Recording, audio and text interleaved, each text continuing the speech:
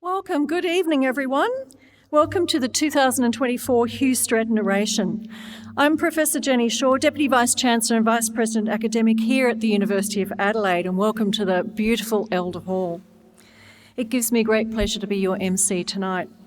So firstly, I wish to acknowledge the Kaurna people, the original custodians of the Adelaide Plains and the lands on which the University of Adelaide's campuses here on North Terrace and at Waite and Roseworthy are built.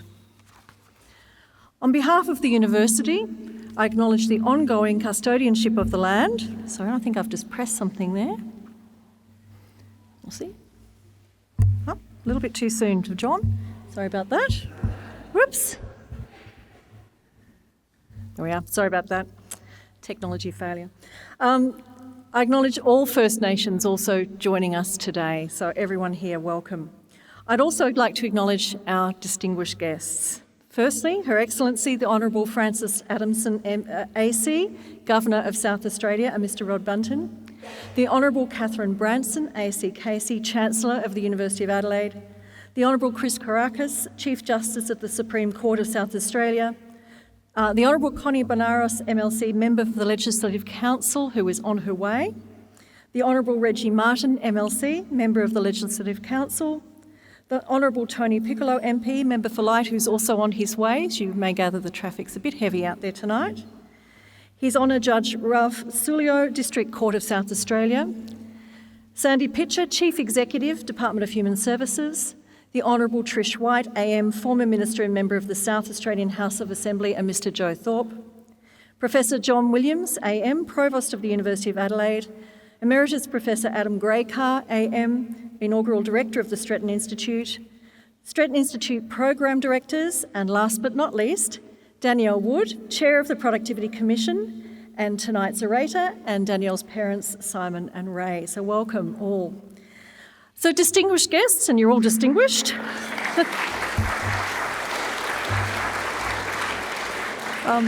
There are many other distinguished people in the room, and it would take a lot longer for me to cover all of you, but I think that's a measure of the esteem in which Hugh Stretton is still held, so thank you. So I thank you all for joining us for our fourth Hugh Stretton Oration. And I've attended all four, I've really enjoyed all four, so I hope we're in for a really great night tonight. We're proud to continue Professor Stretton's exploration of key public policy issues. Professor Hugh Stretton AC was one of Australia's leading public and social democratic thinkers. In 1954, at the age of 30, he was appointed Professor of History here at the University of Adelaide, a position that he held until 1968.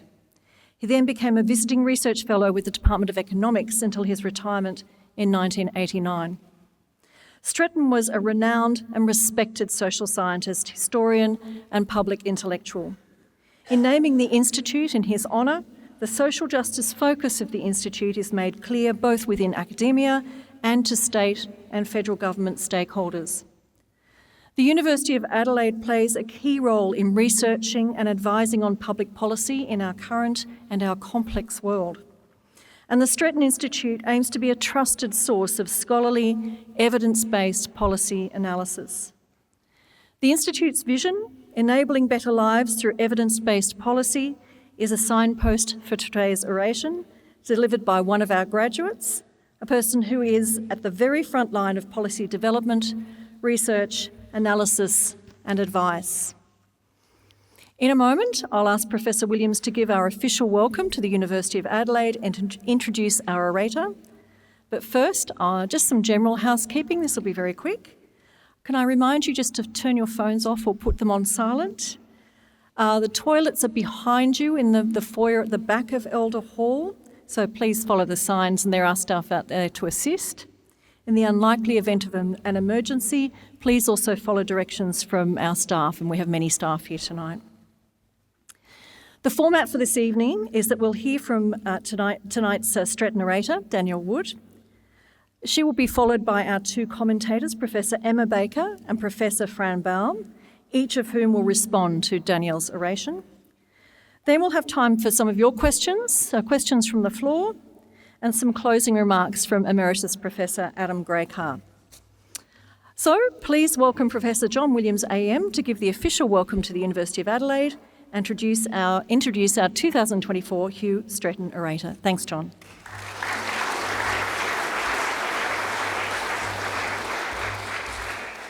Thank you very much, Jenny. I very appreciate that. I'd like to also add my voice in acknowledging the country we live upon.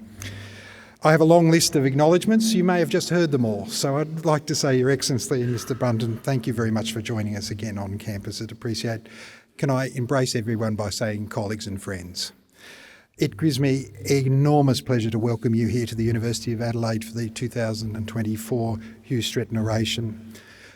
The late Emeritus Professor Hugh Stretton AC was one of our really great thinkers and polymaths in this state. He had an intellect that straddled a wide and complex topics, seeing synergies and links where others overlooked them. A Rhodes Scholar, as we heard, a distinguished academic, a real passion was people, how they lived, how they were governed and how they were rewarded.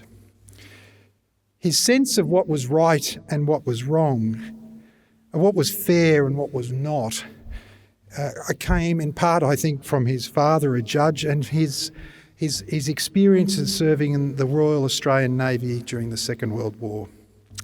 The University of Adelaide was extremely fortunate to recruit him in 1954 as a Professor of History, the youngest professor in Australia at the time, at a remarkable age of 30.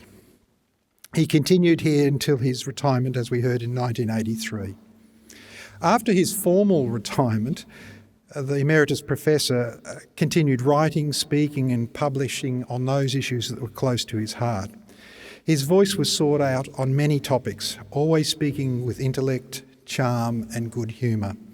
I remember in 2001, the Festival of Ideas was in his honour, and there was a 2-day conference which didn't even start to grasp the activities in his intellectual life. The University of Adelaide bestowed 2 honours onto him, the exceptionalist and his meritorious service to the university and the community. He was made an Emeritus Professor and was given a doctorate of the university. Professor Stretton remains a renowned thinker and writer on the issues of cities, of housing, of economics, history and social science, and would be deeply engaged in tonight's topic, Inequality in Australia, what role does government policy play? Tonight's orator will, and in some ways, be advancing themes that mattered deeply to Hugh in his time, and to, I must say, into our current era. Danielle Wood is one of our graduates, an honours with degree in economics, and is the chair, as we've heard, of the Productivity Commission, Australia's independent research and advisory body on a range of economic, social, environmental issues that affect the welfare and the sustainability of us all. Previously, Danielle was the CEO of the Grattan Institute and also a member of the Australian Government's Women's Economic Equality Task Force. Welcome, Danielle, to our university tonight. I'm sure each of us are very much looking forward to your contribution and the oration. Thank you very much.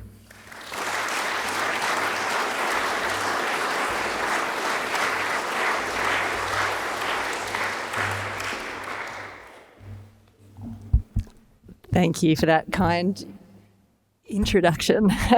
I would also like to start by recognising the Kaurna people as the traditional owners of the land on which we are on today. I acknowledge their deep connection to this place and pay my respects to their elders past and present, and to any Aboriginal or Torres Strait Islander people here with us this evening. Thank you so much, all of you, for being here. It is a really special experience for me to be back here at the University of Adelaide. It was the place where I experienced the heady years of my undergraduate economics degree. For me, that was lots of long afternoons in the beautiful reading room in the Bar Smith Library. The occasional equally long one at the University Bar, RIP. But it was really an incredible spirit of learning and thinking and debate that I still reflect really positively on. A huge thank you to the Provost, Professor John Williams AM, to the Deputy Vice-Chancellor and Vice-President Academic, Professor Jeannie Shaw, Professor Adam Graycar, for having me back. I'm really honoured to have the Governor, Her Excellency, the Honourable Frances Adamson, in attendance, as well as the University Chancellor, the Honourable Catherine Branson, AC, KC. There are another couple of special guests in the audience tonight, as we've heard. My parents, Ray and Simon Wood, who are seeing me speak for the first time in a professional setting. I am very grateful that after listening to my almost constant talking since age 2, they've come back for more this evening. It is also a very special honour for me to be able to recognise the professional contribution of Professor Hugh Stretton, AC. His intellect and impressive CV have already been very well detailed by the Provost and the Deputy Vice-Chancellor. But 3 things really stood out for me as I was reading back over his professional life. The first was really his intellectual energy and imagination. And I particularly enjoyed this reference that was provided by one of his former supervisors when he applied to lead the School of History. The first impression is of extremely high intelligence. He uses his gifts quietly, however, and is given as much to listening as to talking. He is quite clearly an exact and energetic scholar, though I'm not at all confident that he will publish either quickly or much. I have no doubt that he will build a School of History soundly and with imagination. Now today, I imagine any mention of a relaxed approach to publication may be an automatic disqualifier, but the referee was clearly right about Stretton's suitability to successfully lead the department. By the end of his tenure in 1966, the School of History had gained a reputation as one of the best of its kind in Australia, and much of that was down to Stretton's formidable reputation as a thinker and public intellectual. Ultimately, in academia, as in life, the spirit of curiosity counts for much. The second was Hugh Stretton's gift for turning policy ideas into practice.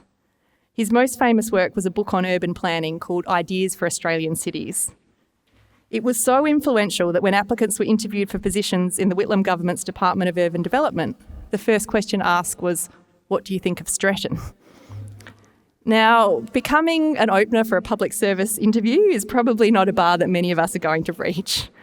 But that spirit of marrying real-world policy implications with rigorous academic evidence is what I know a lot of us aim for in our work.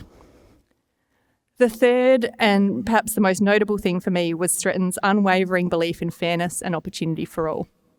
He believed that public thinkers have a responsibility to look for chances to make a difference, to reduce disadvantage, and to make Australia a place where anyone can prosper. As he once said, "We should be doing all we can, by old and new means that fit our changing historical conditions, to leave Australia fairer than we found it."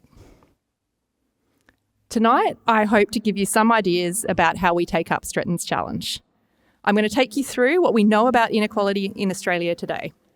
Using new analysis put out this week by the Productivity Commission, I'll show you the distribution of wealth and income in Australia and how it's changed over time. I also want to give you a sneak peek into some new research that we haven't published yet on intergenerational mobility.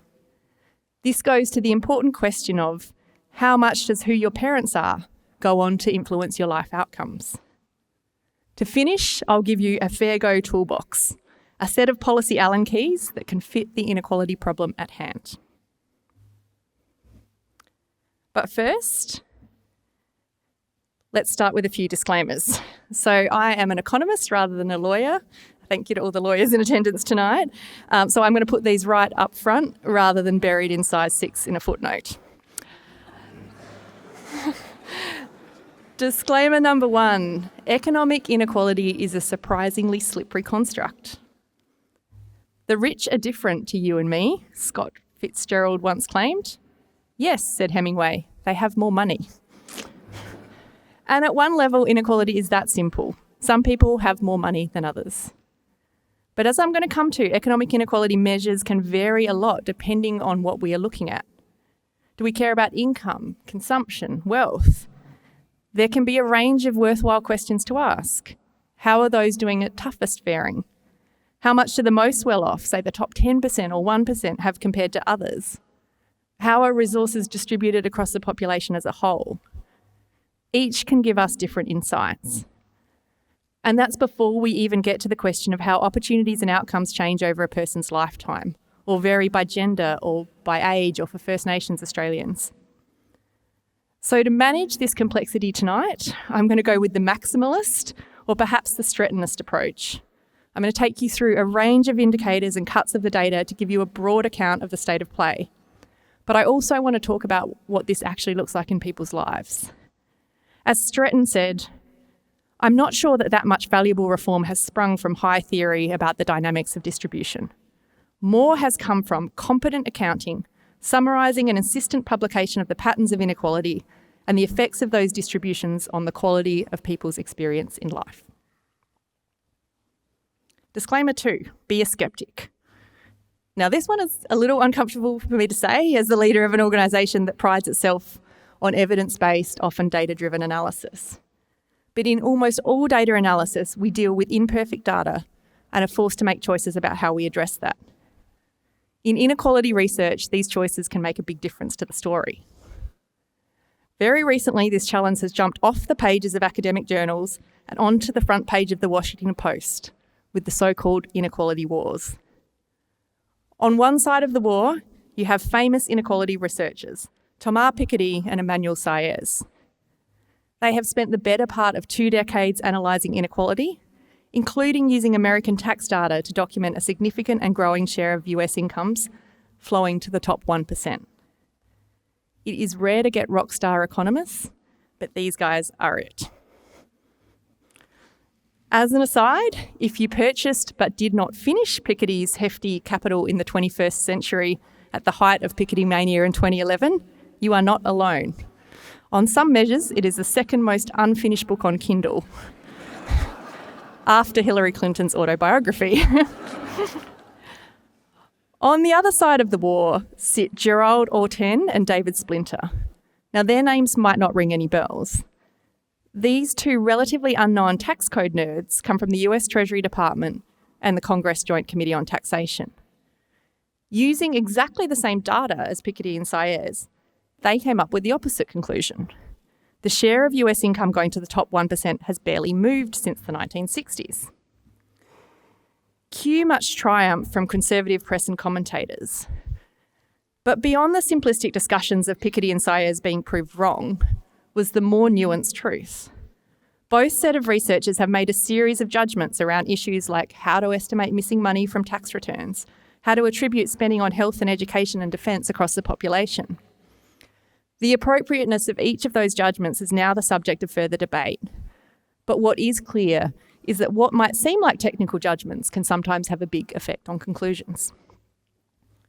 In the analysis I present tonight, we've tried to be as robust and open as we can about any judgments made. But I encourage you to keep your skeptics' hats on. Disclaimer 3, there will be graphs. I'm an economist, there is going to be lots, but I will do my best to use my words and hopefully we can avoid data overload. All right, let's start by talking about the broad distribution of income in Australia. Now, it is not always au fait in this country to talk about what you earn in public, so I've been told I'm not allowed to do this exercise as a show of hands, but I will ask you to do it in your heads. Very simply, I want you to think about whether you consider yourself to be a low-income earner, a middle-income earner, or a high-income earner. Now we're going to see how you went.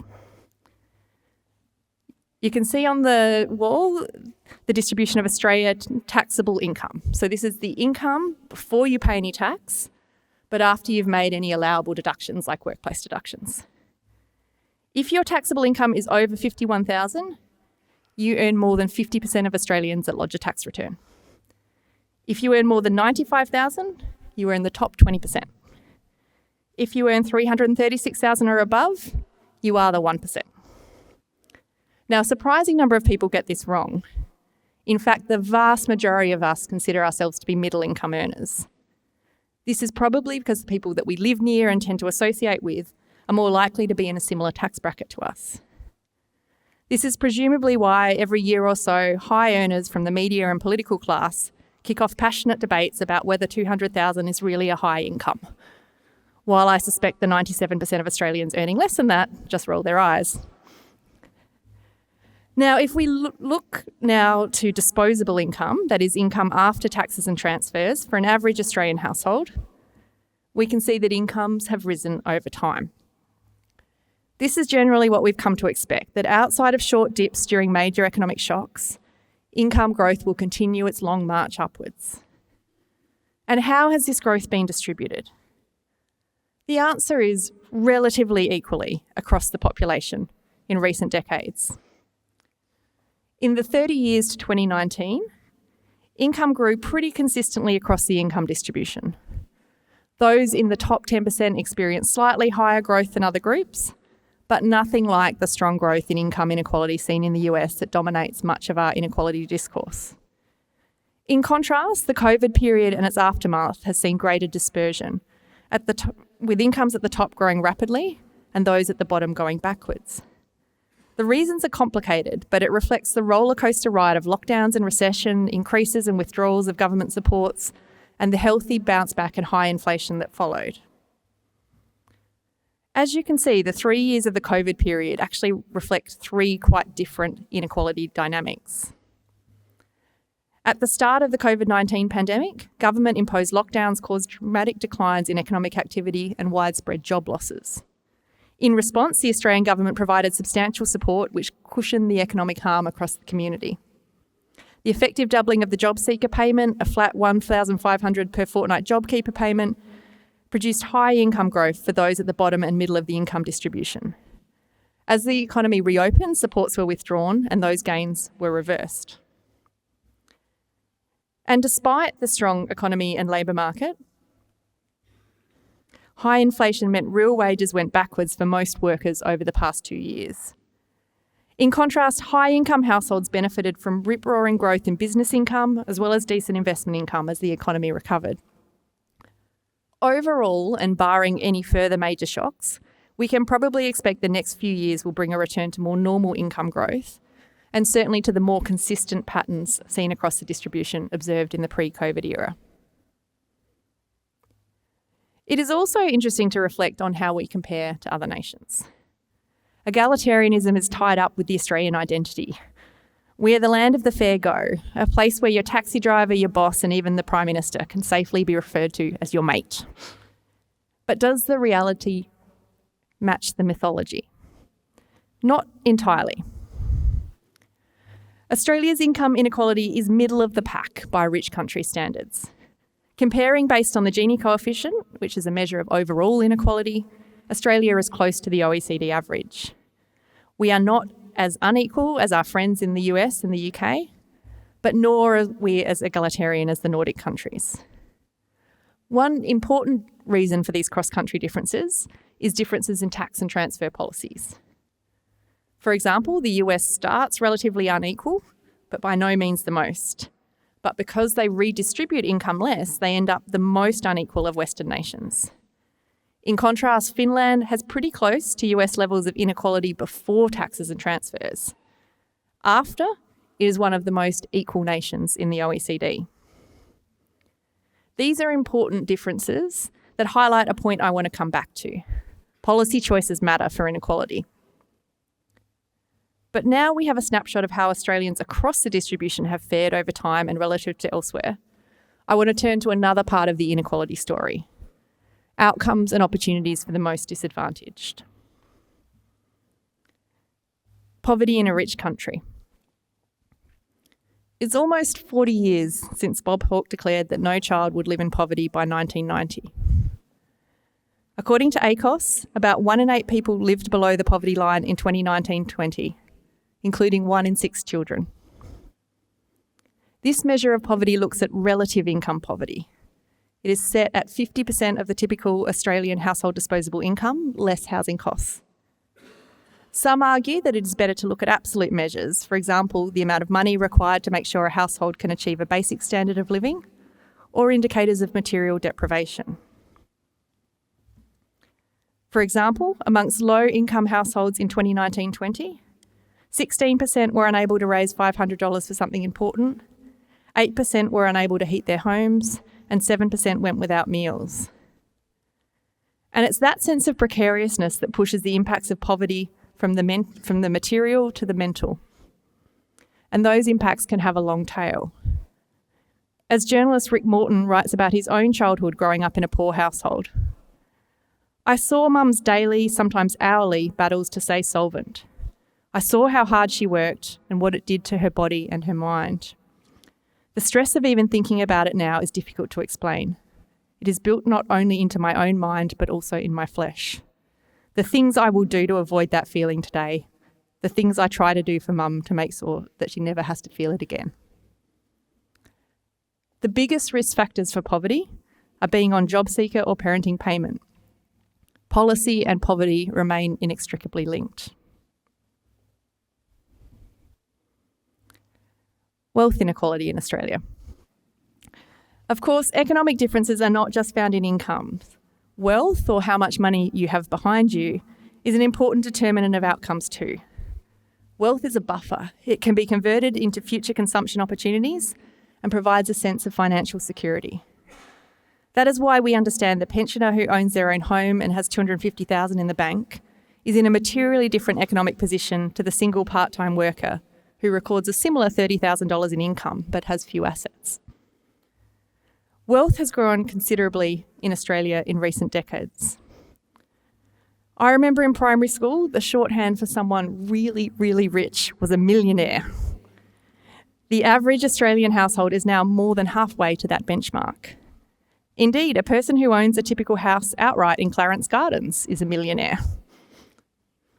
Wealth overall is much less evenly distributed than income.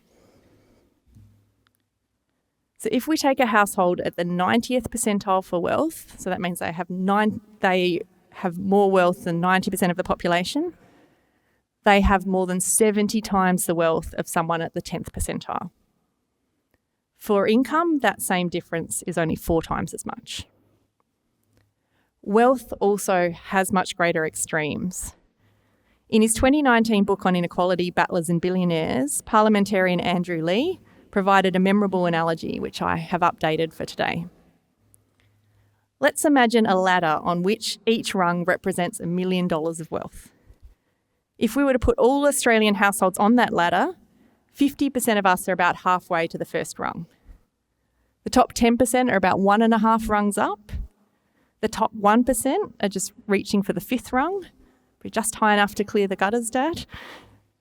Gina Reinhardt would be more than 11 kilometres off the ground. But even with this very long ladder, Australia's wealth inequality is lower than many other OECD nations.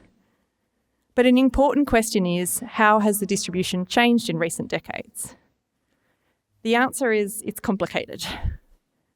Pre-pandemic, wealth grew faster for the top half of the distribution. But the pandemic once again produced some surprising results. This pattern flipped and wealth grew more quickly overall and significantly faster for lower and lower middle wealth groups during the COVID period. Why was this? First was the strong growth in house prices, particularly in regions and smaller capital cities. This had the biggest impact for homeowners in the lower middle and middle parts of the wealth distribution. In addition, higher income from government supports during the pandemic and fewer opportunities to spend helped boost bank balances and debt repayments amongst low wealth households.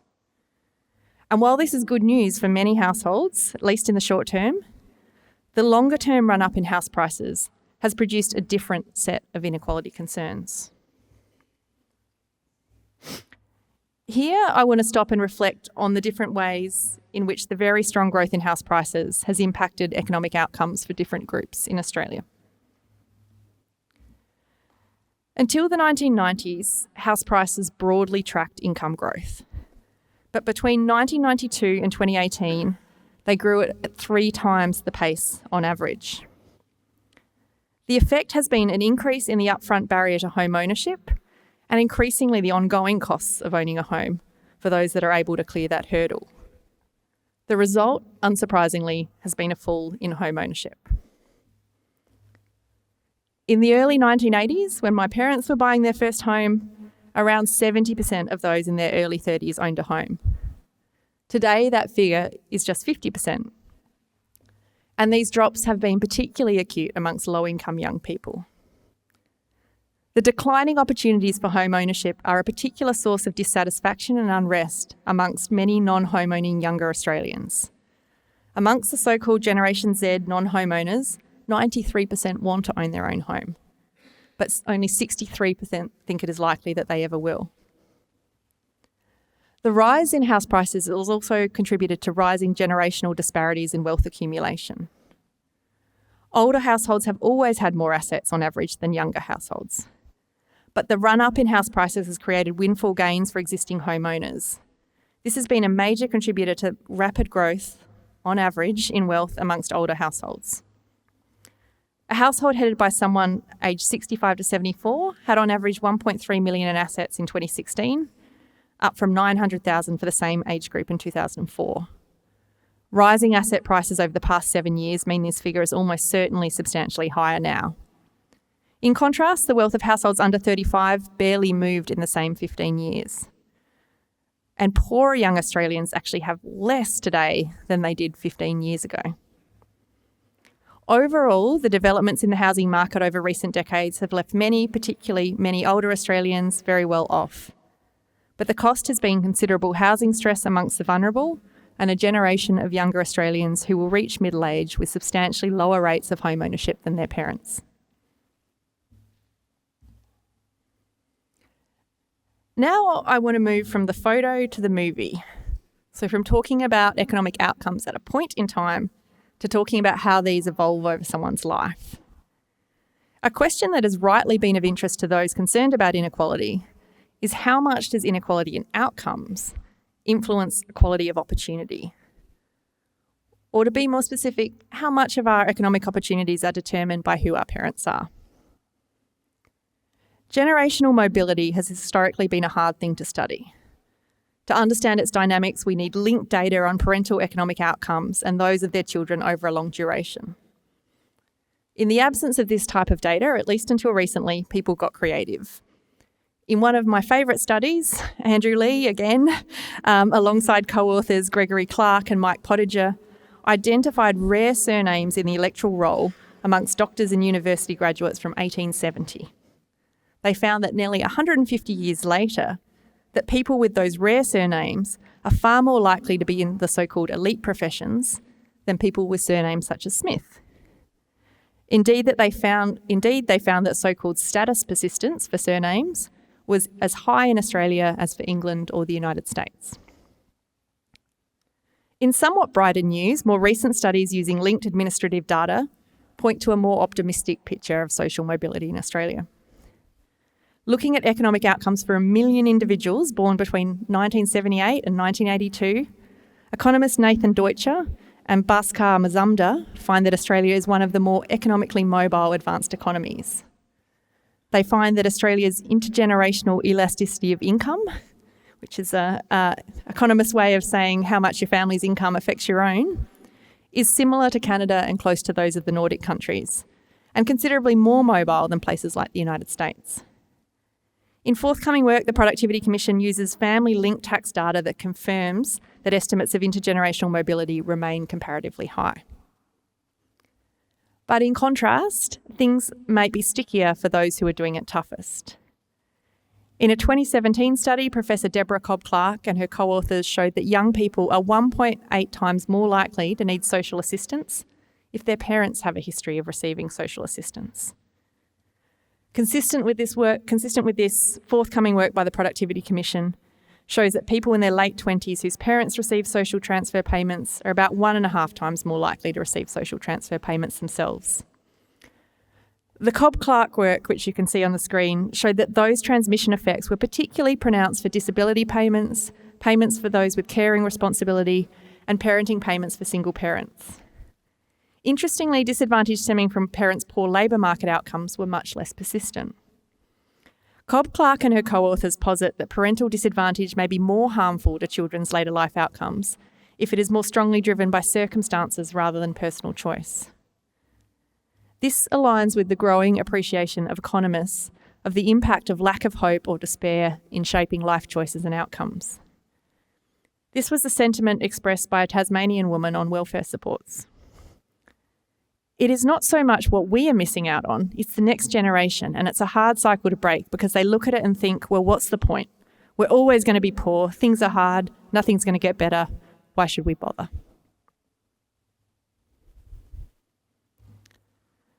One of the foundational supports for economic mobility is a strong education system. Indeed, educational attainment has been estimated to explain up to 30% of the transmission of economic advantage between parents and children. Australia has traditionally had a strong system of school education that has supported opportunities across the population. But there are some red flags for future prosperity and mobility that we should heed. Indeed, despite growing funding in recent years, Australia's school system has not been delivering the results we want for our young people. Data from the OECD suggests the performance of Australian school students in reading and maths is going backwards, with significant falls in our levels of achievement since 2000. Estimates based on this data suggest that the average Australian Year 10 student in 2018 was 8 months behind in reading compared to where the average Year 10 student was at the turn of the century. And the results have largely flatlined since. We've seen even sharper declines in mathematics scores, where the decline for Year 10 students by 2018 was worth almost a year of learning. And how much does parental background make a difference to how students fare? The answer is a lot. More than half of the most economically disadvantaged 15-year-old students in Australia are not proficient readers. Analysis from the Grattan Institute shows that disparity in outcomes was worse in Australia than in Canada or the UK and on par with the US. These gaps in performance widen through the schooling process. The Productivity Commission looked at this using NAPLAN data. We compared the average reading outcomes of students whose parents did not finish high school to those whose parents have a bachelor degree or higher.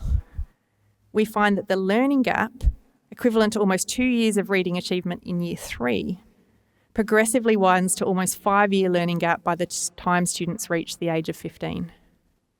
For mathematics, the gap widens from 1.3 to almost 4 years. If we take education as an indicator of both a country's future economic prosperity and its social mobility, this data must concern us. It has been pleasing to see senior leaders, including here in South Australia, engage with this issue and its implications. But turning the ship around will require significant shifts in the way we deliver education in Australia.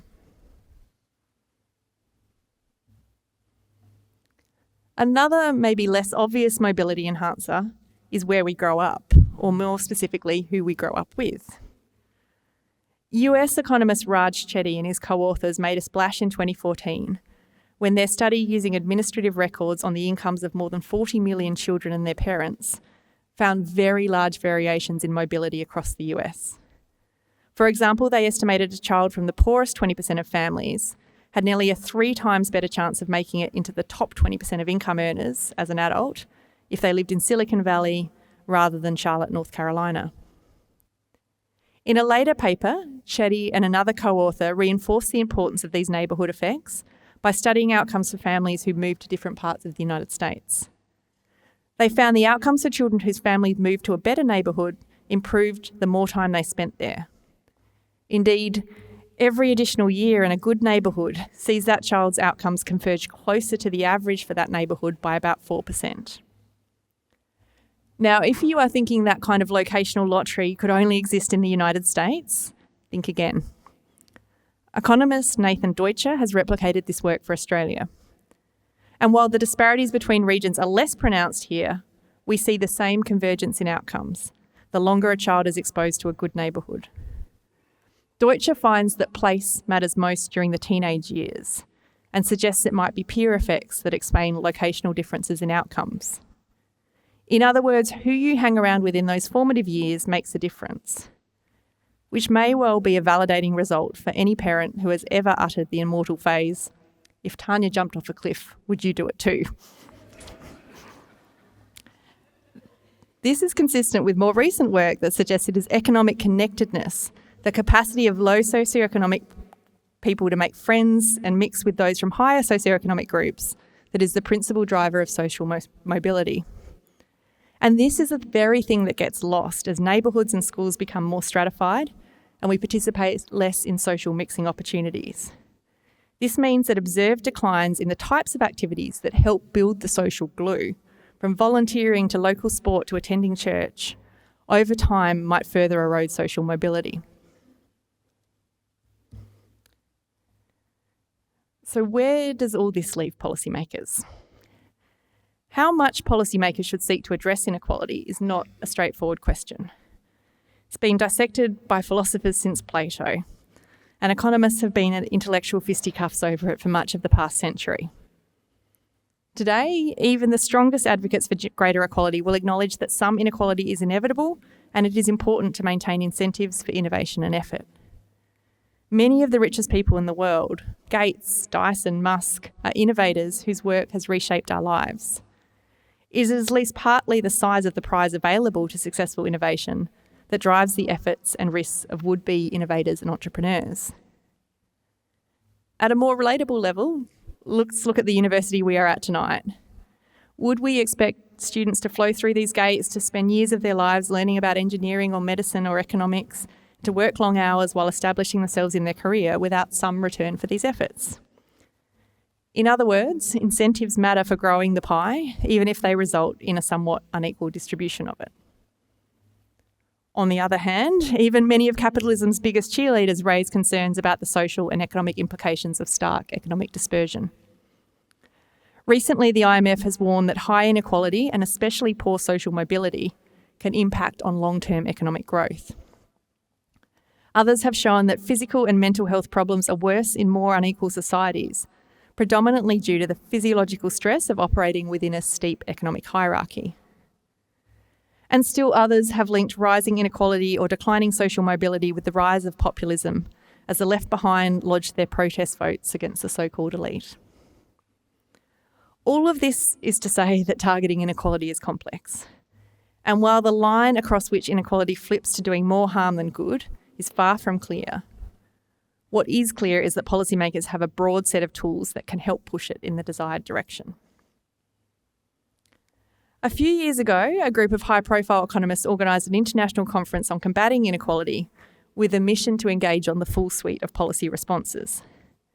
Their conclusion, although not revolutionary, provides helpful clarity. The right policy response depends on why you care about inequality. In particular, they drew a distinction between policies concerned with, first, outcomes for the most disadvantaged, and particularly for addressing entrenched poverty. Second, boosting opportunities for a hollowed out middle class, a much greater concern in the United States than here, as we've seen, where income growth has been broader based. And finally, the power of the elite and the way they might leverage their economic and political power to entrench their position, what is sometimes called opportunity hoarding. The right policy tool will also depend crucially on whether policymakers are more concerned with equality of opportunity or outcomes. What you can see is an adapted version of the taxonomy they created. It shows the breadth and, more importantly, the targeting of different levers that a would-be inequality buster might pull. Now, I'm not here to advocate for all of the policies proposed. Indeed, whether any of these policies would be a good idea would require careful analysis of the costs and benefits and the particular context. There are probably many good ideas that have been left out too. But I do want to talk very briefly about 4 of the biggies that I think really matter in an Australian context. First, growing the pie can mean bigger slices for all. So in a presentation largely focused on the distribution of the pie, I want to make the case for making the pie bigger. Cross-country and cross-time evaluation suggests that growth is effective in reducing poverty. Indeed, incomes for the bottom 10% are highly correlated with overall economic growth. A rising tide shifts some very important boats. We could put this beyond doubt for Australia by addressing some of the weaknesses in the current social safety net, a point that I'm going to return to. The impact of higher economic growth on overall inequality is less clear. But what is that faster economic growth gives government more room to support more generous welfare policies, as well as other social spending in areas like education and health that particularly benefit those at the bottom and middle of the income distribution. More generally, healthy income growth can also support the political buy-in for these types of policies. As for what governments can do to grow the pie, that would be a whole other lecture. But if the pie is of interest, here is one I prepared earlier. My colleagues have published a comprehensive 1,000-page guide for governments looking for ways to boost productivity and growth. Number 2, fixing the housing mess. A functioning housing system is critical for improving our social and economic outcomes. Building more houses closer to jobs and amenities is needed to help younger and poorer Australians access the same opportunities as previous generations. Australia's population has grown strongly over the past 2 decades and will likely continue to do so. We can choose to push people out to the ever-expanding fringes of our cities or accommodate them through boosting supply in the inner and middle ring suburbs where most would prefer to live. Allowing greater density in these areas not only expands supply, but also boosts variety in housing choices, supporting more of the cross-socioeconomic mixing critical to social mobility. After 2 decades of letting the housing market frog slowly boil, there have been some positive steps from both Commonwealth and state governments to support the planning changes needed to boost supply. In particular, the Commonwealth Government has offered incentives to states to target the construction of 1.2 million new homes over the next 5 years. Similarly, moves to boost social housing are also a positive step, particularly where they're targeted to those with highest needs. Unfortunately, this newfound policy energy has come at the same time as the building industry faces challenges in ramping up. But over time, if ambitious growth targets can be met, this could be a powerful shift in reducing inequality both within and between generations. 3, an education revolution.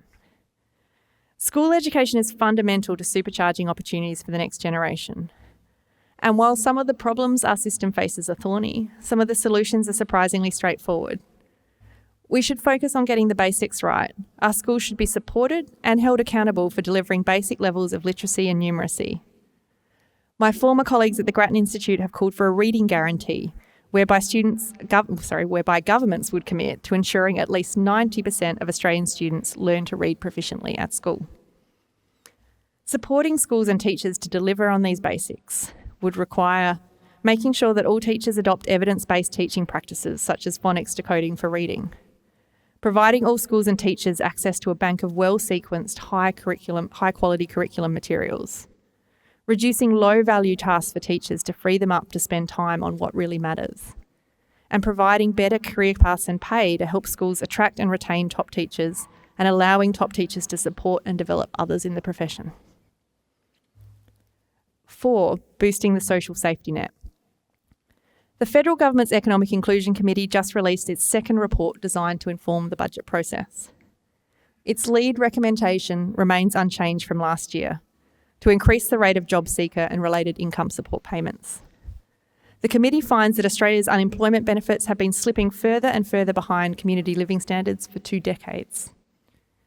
And while the recent 10% increase in Commonwealth rent assistance will provide much needed relief, as did the extra 15% in the last budget, the committee's report also demonstrates that the value of payments has fallen significantly relative to average rents for the past 25 years. Today, Australia's benefits of payments to the short-term unemployed, including housing benefits, are the least generous in the OECD. No single measure would do more to alleviate poverty than a material change in these payments. So what is stopping us? Partly, it's likely to be well-meaning concerns about the impacts on incentives to work. But consistent with previous work, the Economic Inclusion Advisory Committee finds the negative effect on incentives is likely to be small because current payments are so far below incomes from working. Indeed, for those facing economic exclusion, higher income support payments may improve the capacity to search for and accept employment. Second barrier is the cost. Moving as far as the Economic Inclusion Advisory Committee recommends on JobSeeker could cost up to $4.6 billion a year. Not straightforward for governments balancing a range of competing priorities. But as targeted interventions to address poverty go, there is very little waste. Finally, there is the question of community support. Boosting JobSeeker payments rarely garners majority support across the population. As I have previously argued, this is much less a case of Australians being mean-spirited and more about the grip of some persistent and unhelpful myths about welfare recipients. Your regular community service reminder tonight, The median job seeker recipient is a 45-year-old woman. Now I want to wrap up where I began with Stretton's legacy. Inequality is one of those topics where it is easy to simply revert to tired tropes, particularly off-the-shelf ones from elsewhere. Stretton encouraged us to look with curiosity and rigour, but also with an open heart. In doing so, everyone may take something different from the numbers and analysis I have shared tonight. To me, there are bright spots in the story. Australia has grown its income and wealth over several decades and has shared those gains broadly. Social mobility is relatively high. On the other hand, many relying on payments are in poverty, and the long shadow of that experience can be hard for children to escape. Our schools and suburbs are becoming less of a springboard for mobility, and we have made the Australian dream out of reach for a generation of young people. Policy matters. There are many levers that governments can pull to make a difference to these outcomes. But it is up to Australians, to all of us, to decide which one of them we want them to use. Thank you.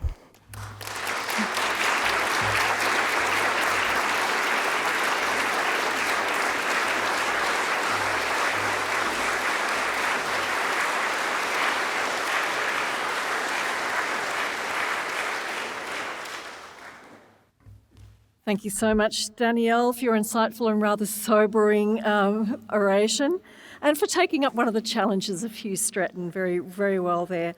So I know you'll probably have lots of questions, but before we go to questions, as I said before, I'm just going to introduce the first of our two commentators, and our commentators are going to provide brief responses to the oration. So our first commentator is Professor Emma Baker. Emma, also an alumna of the University of Adelaide, is Professor of Housing Research at the University and Deputy Director of the NH and MRC Centre for Research Excellence in Healthy Housing. Emma's research examines the health and human impacts of housing and location in urban and regional environments, and the impact of her terrific work is scholarly, broad-ranging and policy relevant.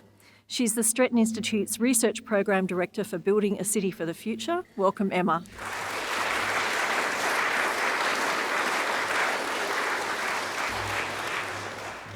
Thank you very much. I warmly acknowledge Her Excellency the Honourable Francis Adamson AC, Governor of South Australia, and all of our distinguished guests. Thank you so much, Danielle, for that really quite beautiful capturing of the real and measurable ways that inequality is manifest in Australia at the moment. Reflecting on it, to me, and perhaps many in the audience, the graphs that you've shown have this real sense of movement about them. They give a sense of inequality being this moving target, one that's evolving and changing as we measure it. They also suggest, how much the inequality landscape in Australia has really shifted recently. And I think it also highlights to us, importantly, I think, that inequality is driven by so many different and combined causes.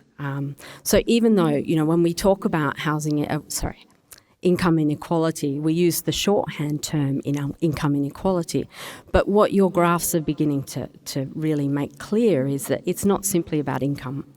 And perhaps more importantly, inequality is the combined story of wealth, of history, of education and employment, geography, and from my perspective, housing.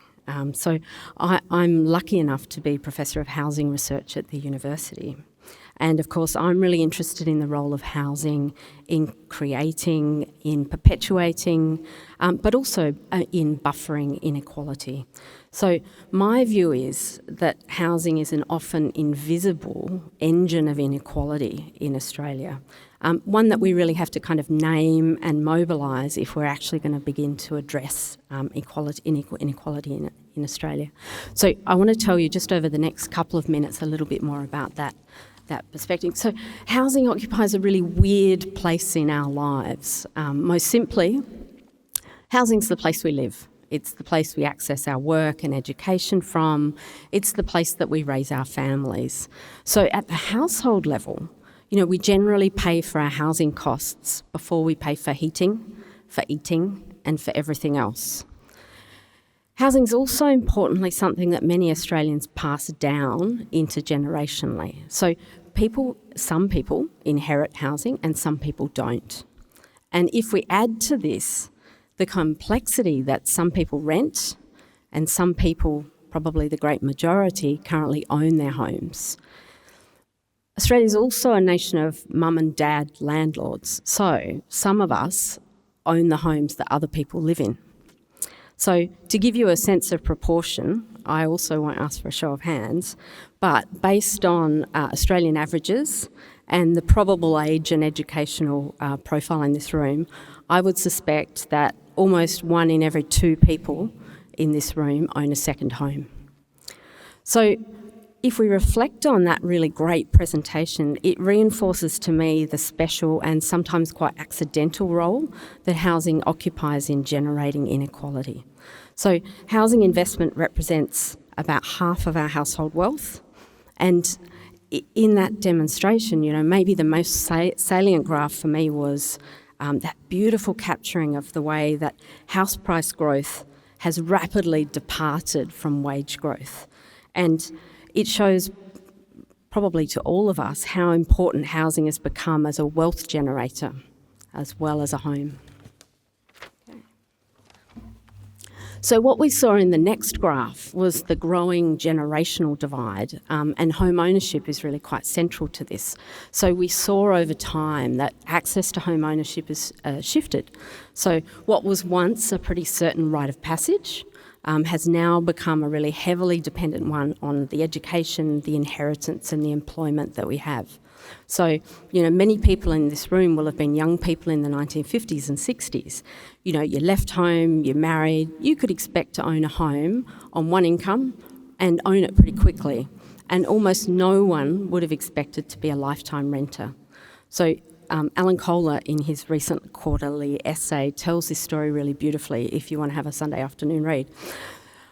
Over time, in Australia, the assumption of home ownership has really shifted, and we've entered what we're calling the generation rent phase. So it might surprise you to know that there are now slightly more renters than outright homeowners in Australia. And the majority of young people, millennials, are planning, I would say, to be lifetime renters, either through choice or constraint. And this, as Danielle has shown us, is a shift that has significant impacts for wealth distribution. So the graphs clearly show a generational patterning of home ownership, where younger people are much less likely than their parents to enter home ownership. And when we look at inequality statistics, this manifests as a widening gap between young people and old people. So when we think about housing wealth, I think one more thing to think of is to acknowledge to some extent that housing wealth, the housing wealth that we all end up with is sort of accidental. So we can't claim full credit for being good players in the housing market. For some of us, it's the accident of being born into a family that can assist you. And for a great many in this room, it's the accident of being born into an era where houses were affordable to people on ordinary wages. It's also worth saying that it's an accident of geography, and we sometimes underplay this. So, for example, if a decade ago you bought a house in Sydney, that would have doubled in value by now. And if you bought a house in Adelaide, it wouldn't have. Adelaide people, though, you've done quite well against other states. So, by accident or not, housing has clearly become an engine for inequality in Australia. But importantly, I think, bringing it back to Hugh Stretton, it's an engine that's very amenable to tinkering or rebuilding. So to a significant extent, the inequality that we have is the result of the choices that we've made as a nation, and the housing inequality that we have as a choice too. So if you think about it, governments make trade-offs every day and develop policy on the basis of those trade-offs. So the system that we have is effectively the system that we've chosen to have. So I wholeheartedly acknowledge Danielle's great reference to the 2 decades of letting the housing market frog boil slowly. And I think many of the patterns that you've seen here tonight are a direct result of taking our eyes off of the problem and failing to plan for a couple of decades. But I also agree with you that there is a high degree of optimism in the field that the right kind of attention is now being paid by governments to fixing the current and future housing crisis, and maybe that might be taken up in the discussion at the end. So thank you, Danielle, for a great oration.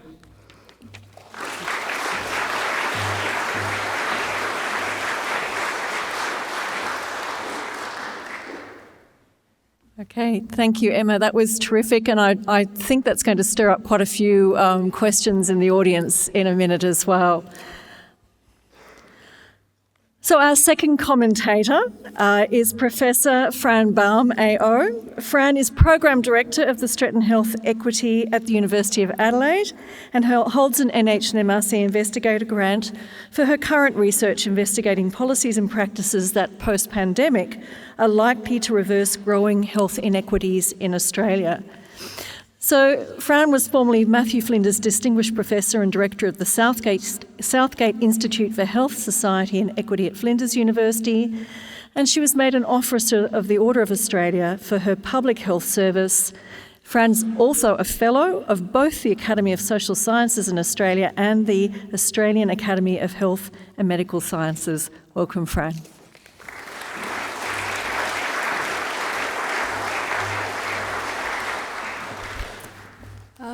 Thanks very much, Jenny, and good evening, everybody. And I'll acknowledge Her Excellency Francis Adamson, and I'd also, of course, like to acknowledge the Kaurna people, pay respects to the elders past and present, and I also like to acknowledge their resilience through the processes of colonisation. And thank you for the oration, Danielle. I'm sure Hugh would have been impressed to hear an economist speak so eloquently about equity in public policy. At Stretton Health Equity, my NH&MRC project is called Restoring the Fair Go. And we're looking at what policies might do that while staying within planetary boundaries. And we know that we're not doing very well on some aspects of health inequity, particularly in terms of closing the gap between Indigenous and non-Indigenous health, which is persistently sitting still at 8 years. But we're also not doing well in terms of socio-economic health inequities. And that really has got worse over recent years. If we look at premature mortality, we find that the gap between the top and the lowest group used to be 1.5 times in around about 1990, but that's now risen to 2.2 times, which is a 41% increase.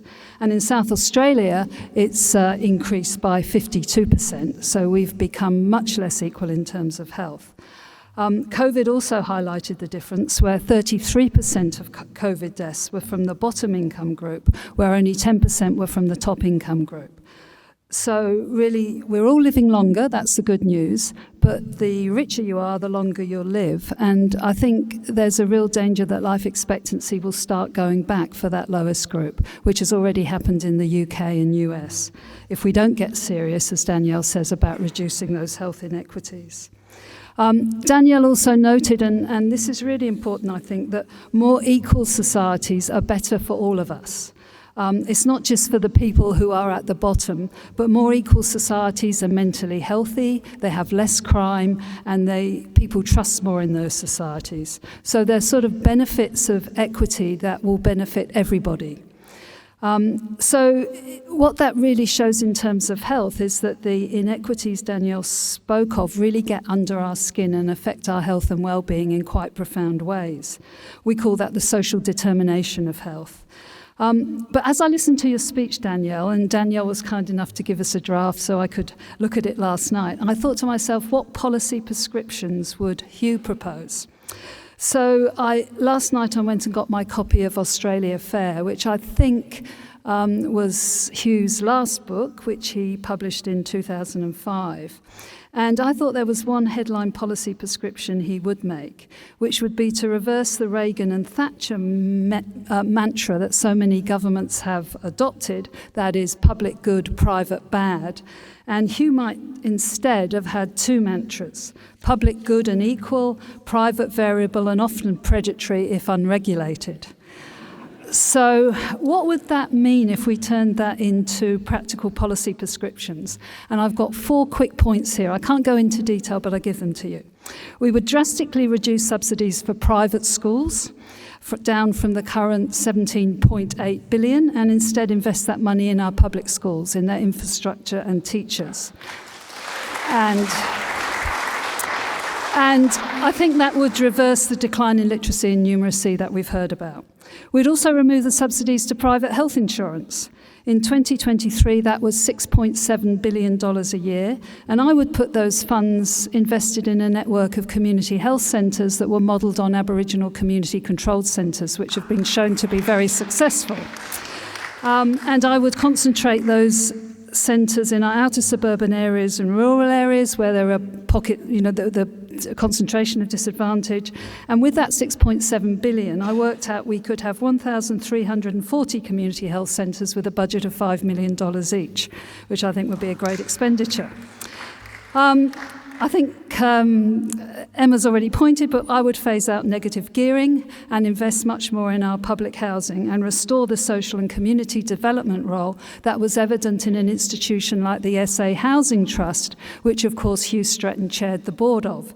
And a revitalised trust would go beyond providing housing to see its role, as it did in the 1950s, 60s and 70s, as building healthy, livable, convivial and supportive communities with state-of-the-art urban planning, including climate resilience, which of course is so important to everything. And then finally, my 4th point would be I'd rebuild our public services and fund this by dramatically reducing the amount of funds spent on private consultancy firms like EY, Deloitte, McKinsey and KPMG. If you want to read more about the impacts of those firms, then there's a fantastic book that came out last year by Mazzucato and Collington called How the Consultancy Industry Weakens Our Businesses, Infantilises Our Government and Warps Our Economies. And also the submissions to the Australian Senate Finance and Public Administration Committee's current inquiry into the management and assurance of integrity by consulting services indicates that many universities and public services are not getting value of money from the big consultancy firms, and that there are very serious conflicts of interest when they work with public institutions. So we've also been doing research on that topic, and the funds freed up would enable a revitalisation of the Australian public service, which could be focused on the big national project of how do we reduce inequality in Australia, and I think that's make Australia fair again. So the US has got MAGA, we can have MAFA. In the preface to Australia Fair, Hugh notes that we should be doing whatever it takes in our changing historical conditions by old and new means to keep Australia fair. He then goes on to say that against prevailing opinion, his book argues that inequalities could be reduced if a political party, quote, would give its heart and mind to the work. So, in my view, this will only happen when we have sufficient public pressure to create the political will for the application of our national hearts and minds to that job of making Australia fair again. And I think one step towards that is having the head of a productivity commission with such a sophisticated understanding of inequity. So thank you for your superb oration, Danielle.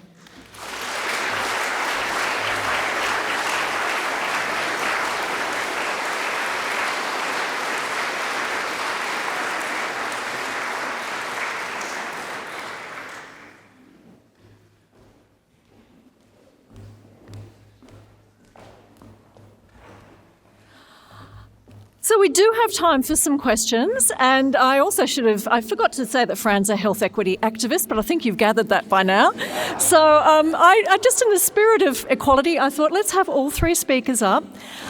There is a roving mic or 2, so if you'd like to ask a question or have a comment, we have one right down, we have lots of them, we'll take one from there, one from there.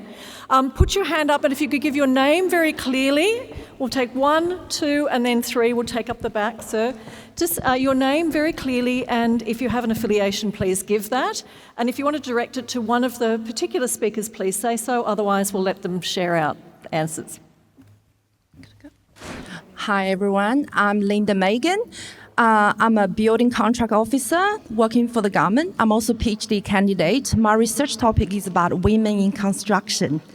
And I want to ask you something that we haven't covered tonight, that is gender inequality. So the gender pay gap is 12%, and it's like on average, every dollar earned by men, women only earn 88 cents. And as a working mom, and according to my research, there are more women than men working for part-time after maternity leave, and a majority of more women in the traditional retail industry. And that leads to poverty and inequality in addition to gender pay gap. So I want to research about women in construction in male-dominated industry. And in my research, I realized something like really interesting. So in UK, for project tendering, they have social justice scoring. So if you hire more women or First Nationals, you're more likely. If you equate the prices equivalent and things like that, we don't really have that in South Australia yet. So my question is, how we can improve the policy in social justice to push for the gender equality. Thank you. That is a very big but super important question. So you're right, the gender pay gap sits somewhere between 12 and 18%, depending on how you measure it. It has been coming down over time, but progress is slow. So the key factors that sit behind the gender pay gap, one is occupational segregation that you're raising there. We actually have quite segregated occupations by gender in Australia compared to a lot of other countries. Construction is at the male-dominated end of the spectrum. And I think I read something the other day that 2% of hours worked by electricians in Australia are by women. So, it's extraordinarily gender segregated. Women have tended to be more clustered, particularly in caring roles that historically have had very low pay. And actually one really important thing which is happening right now is a greater recognition of roles in aged care and childcare, and recognition that those roles have been historically underpaid. So that will make some progress. The other big determinant is choices around paid and unpaid work.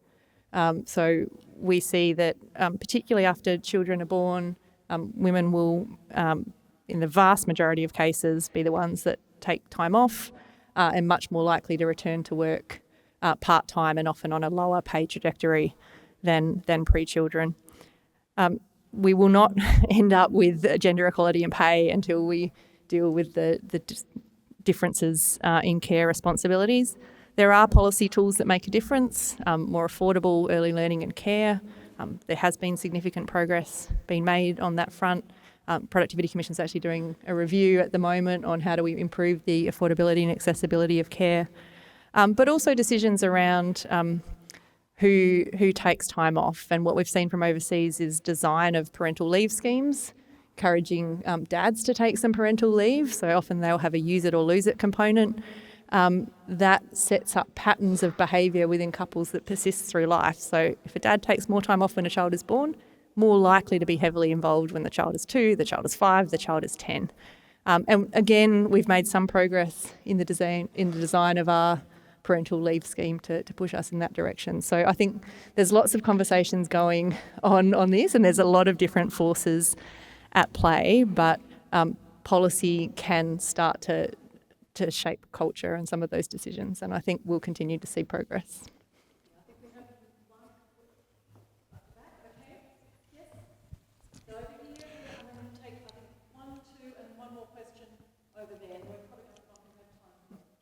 Thank you very much for tonight's presentation. That's absolutely fascinating. I found it particularly interesting, the commentary. Sorry, I'm Jeff Vogt, and I'm a company director, which may not impress some people, but I am very dedicated to the idea of closing the gap. And I thought the ideas that you had, particularly around growing the pie, which is often not a focus of a lot of people who want to do that, was really innovative and brave. And I'm also interested in the concept of creating more housing equity. Just wondered, the slides that you had tonight, are they able to be distributed to the audience? So the whole presentation will be available now, I think, on the Productivity Commission website. So yes, you can go and see it on the PC website. If you want the copy in PowerPoint, I'm very happy to send them to you as well. Fabulous, thanks very much. Here? Me? So, okay. Me? Okay, right, sorry. So, many good questions I could ask from this very interesting talk. I guess I thought to myself, what's the one, I guess, the fewest people I meet could answer, I guess, for an economist like yourself? I guess there's one of the things you get with inequality, I guess, particularly in the US, is the idea maybe that inequality increases the incentive to work. And of course, the incentive to work was something you touched on as well, of course, the idea obviously being that people work hard only if they get to keep some of the money. So, but I guess people don't care that much how they lose the money, whether it's to taxes or to rent. So I guess the question, what effect does then like a captive rental market have on the incentive to work? Because after all, I guess during feudalism, when no one owned their own land, virtually productivity and economic growth was virtually nil. So the question is the impact of rental markets on incentive to work. Follow incomes. Yeah, so so if we look at rents, they actually haven't, up until recently, so we'll hold the recent period for a moment, rents have actually kind of grown alongside incomes for the last couple of decades. They didn't take off in the same way that house prices did, although in the last few years they have really skyrocketed, as anyone in the rental market well knows. So the implications of that, I think, are very much felt in the form of housing stress for those people in the rental market as the properties turn over. I have never seen any research on impacts on incentives to work. I mean, broadly, as Emma said, people will do everything they can to keep a roof over their heads. So housing is always the thing that they'll prioritise in their decision making. It may be that as rents have risen, we've seen a rise in recent periods in people taking second jobs, and that may well be in a response to the increase in rental prices and prices more generally as they're trying to kind of manage that. But I've never seen sort of detailed research on that question. Just in the interest of time, I'll take our last question. Thank you. My name is Jodine Carney. I'm the Equal Opportunity Commissioner for South Australia. So, unsurprisingly, this lecture is of great interest. Danielle, in your policy-making toolbox, you included regulatory settings to address opportunity hoarding.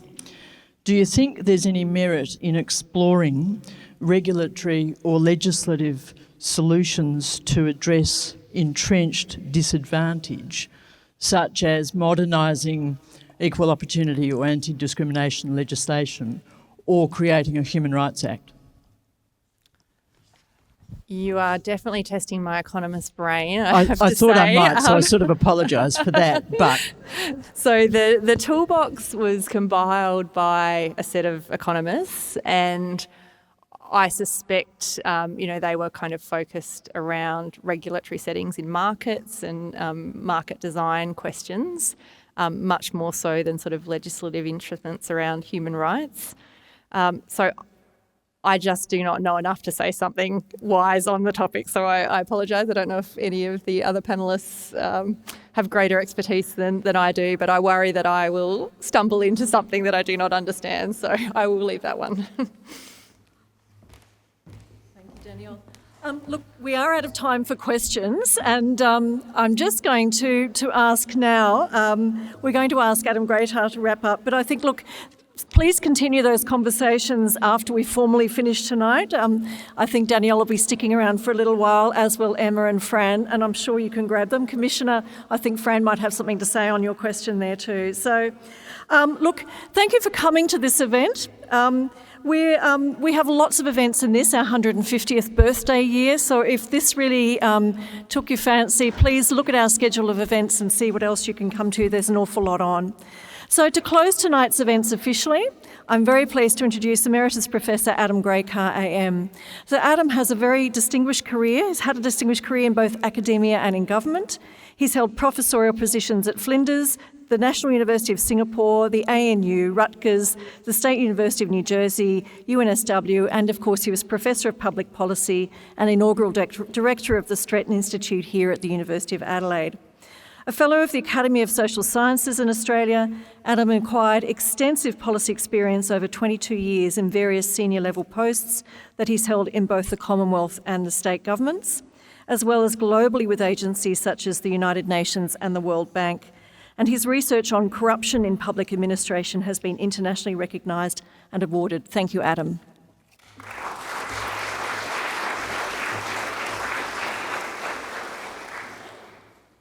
Well, good evening, everybody, and thank you very much for coming. I'd like to acknowledge the Governor, distinguished guests, and of course the Kaurna people on whose land we're meeting. The Hugh Stretton Oration is a flagship event of the University of Adelaide, and we've set a really high bar for our presenters. And tonight, Danielle exceeded the high bar that we've set, and we're so grateful and we're so pleased that she's done that. Hugh Stretton, as we've heard, was appalled at the division and inequality in Australia, and Danielle outlined the structural nature of that inequality and set us thinking about a whole lot of positive changes and ways of increasing inclusivity. And this is a real hard policy ask, but it's central to the work of the Stretton Institute. And to help us, Danielle has woven a complex tapestry of thought-provoking themes. You know, in the talk she said, growing the pie can mean a much bigger slice for all. But that's a political decision, you know, how the pie is cut up. She's given us a toolbox to work through all of that. And then our Stretton program directors, Emma and Fran, have also added value by sharing their perspectives and their ideas. My thanks go to them also. At the previous Hugh Stretton Orations, we've been privileged to have Stretton family members with us. Tonight, unfortunately, we don't have Stretton family members. Pat Stretton, who some of you may know, has not been in good health, and her daughter Sally is with her tonight, and they both send their heartfelt apologies. But they'll be able to see the video, they'll be able to read the text when we put it up on our website.